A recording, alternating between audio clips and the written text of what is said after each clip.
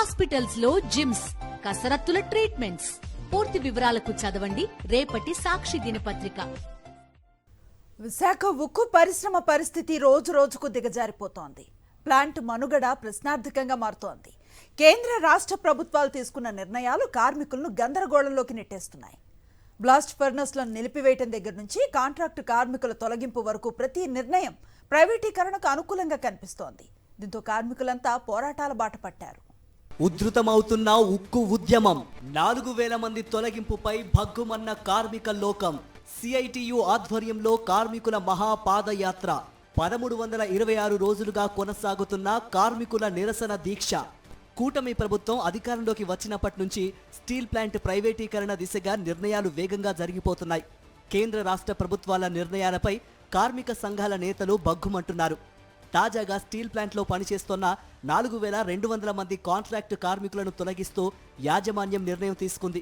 దీంతో ఉక్కు కార్మిక సంఘాలు, పోరాట కమిటీ నాయకులంతా తీవ్ర నిరసన వ్యక్తం చేశారు.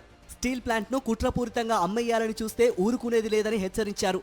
కేంద్ర మంత్రి శ్రీనివాస వర్మ వ్యాఖ్యలపై కార్మిక సంఘం నేతలు మండిపడుతున్నారు. కేంద్ర మంత్రి శ్రీనివాస వర్మ గారు నిన్న ఇచ్చినటువంటి ప్రకటన పూర్తి అవాస్తవం. దీన్ని మేము తీవ్రంగా ఖండిస్తున్నాం. సాంకేతిక కారణాలు శైలిలో విలీనం చేయడానికి ఉన్నాయన్నారు. ఏమిటి సాంకేతిక కారణాలు చెప్పండి అని అడుగుతున్నాం. సాంకేతిక కారణాలు అనేది అబద్ధం.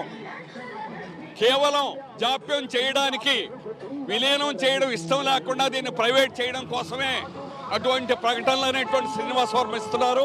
సిఐటియు ఆధ్వర్యంలో ఉక్కు కార్మికులంతా కూర్మన్నపాలెం నుంచి పాత గాజువాక మీదుగా పెదగట్యాడలోని నెల్లిముక్కు జంక్షన్ వరకు మహాపాదయాత్ర నిర్వహించి తమ నిరసన గళాన్ని వినిపించారు. కాంట్రాక్టు కార్మికుల తొలగింపు నిర్ణయాన్ని వెనక్కు తీసుకోవాల్సిందేనని డిమాండ్ చేశారు. యాజమాన్యం నిర్ణయం వల్ల 4000 కుటుంబాలు రోడ్డున పడుతున్నాయని ఆగ్రహం వ్యక్తం చేశారు. విశాఖ ఉక్కును పూర్తి స్థాయిలో నడపాల్సిందేనన్నారు. నిర్వాసితులకు శాశ్వత ఉపాధి కల్పించాలని డిమాండ్ చేశారు. 4000 మంది కాంట్రాక్ట్ కార్మికులు నిన్న ఓడబెరికారు. ఈ ప్రభుత్వాలు ఏం చేస్తారని చెప్పి అడుగుతా ఉన్నాం. స్టీల్ మంత్రి గారు మ్యాన్ పవర్ ఎక్కువ ఉందని చెప్పి చెప్తా ఉన్నారు. మేము ఛాలెంజ్ చేస్తా ఉన్నాం. విశాఖపట్నం స్టీల్ ప్లాంట్ కూడా రాష్ట్రంలో ఉన్న, దేశంలో ఉన్న స్టీల్ ప్లాంట్లో మ్యాన్ పవర్ ఎక్కువ ఉంది. విశాఖపట్నం స్టీల్ ప్లాంట్లో ఎక్కువ లేదు. కావాలని అభివృద్ధి కల్పన చేస్తా ఉన్నారు. శైలిలో కలపమంటే టెక్నికల్ సమస్య అంటా ఉన్నారు. శైలిలో కలుపుతామని టీవీలో వార్త వస్తేనే శైలి ధర మార్కెట్ షేర్ విలువ 5 రూపాయలు పెరిగింది. అంటే కలుపుతామనే వార్త వస్తేనే 5 రూపాయలు పెరిగితే విశాఖపట్నం స్టీల్ ప్లాంట్ శైలిలో కలిపితే శైలికి వెళ్ళామని చెప్పేసి మేము చెప్తా ఉన్నాం. కాబట్టి గవర్నమెంట్ రామాలనొద్దు.